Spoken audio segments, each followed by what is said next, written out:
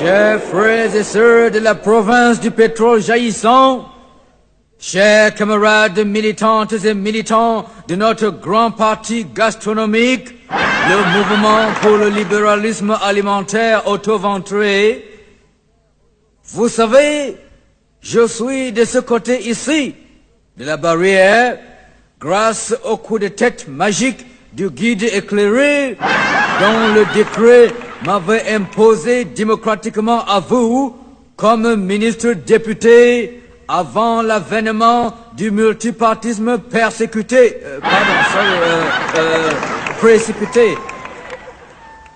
Alors, quoique malgré tout, le camarade militant de dernière minute que je suis est très heureux d'être ici parmi vous aujourd'hui.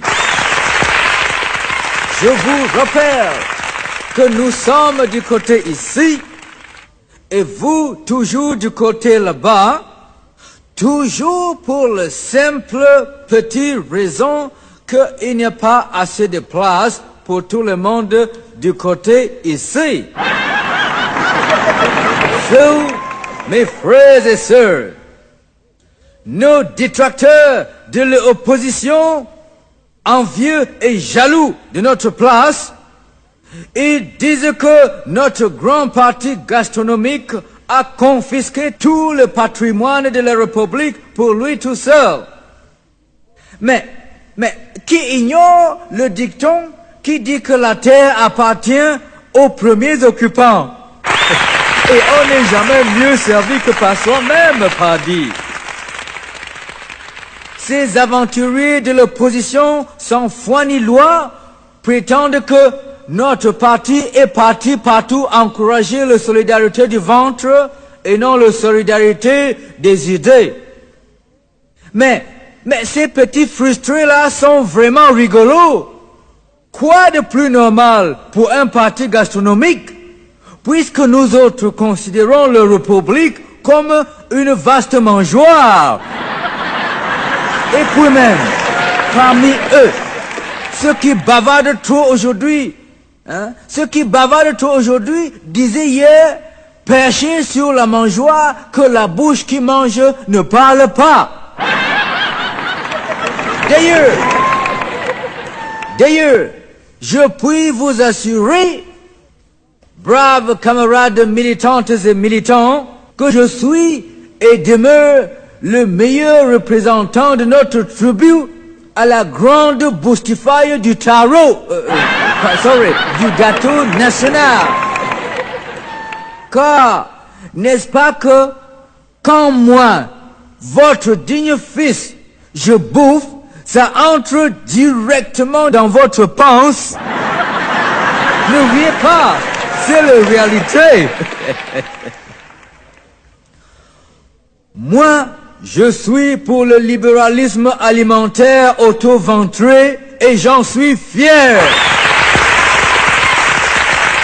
Je me souviens, un ancien chef d'État nègre, agrégé de grammaire de son État, a dit qu'il danse dont il est. Eh bien, en bon nègre vrai de Dieu, moi je dirais même mieux. Je dirais, je bouffe, je bois et je danse dont je suis. Alors, car en effet, chers camarades militantes et militants de notre grand parti gastronomique, si je suis réélu, je vais vous gâter. I so do swear, je le jure. Il y aura l'autosuffisance vestimentaire. Il y aura la construction des lycées fictifs et des universités fantômes à travers toute la République. Si je suis réélu, il y aura les autorisations d'ouvrir les débits de boissons à côté de tous les établissements scolaires en ville comme à la campagne. En rapprochant ainsi la consommation du consommateur, tactique économique infaillible, nous allons encore mieux faciliter l'accès de notre brave jeunesse à la bière et à la cigarette, favorisant ainsi une remontée spectaculaire du niveau scolaire et surtout de votre chiffre d'affaires.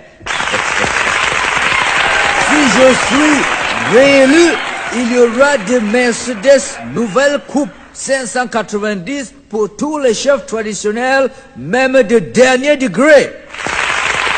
Et leurs rejetons, nés dans ou en dehors du mariage, recevront des bourses d'études gratuites pour les études en Europe et aux États-Unis jusqu'au 99e enfant.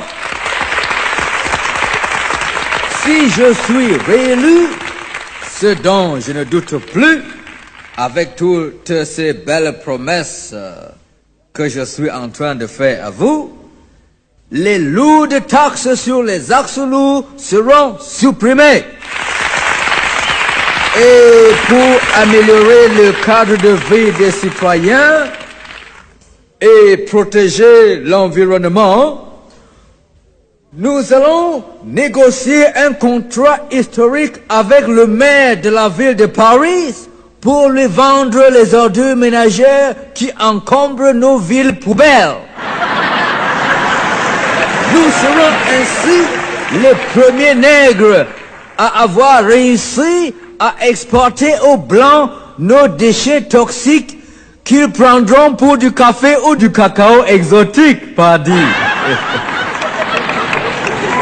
Et surtout, si je suis réélu à 99,99%, assurant la majorité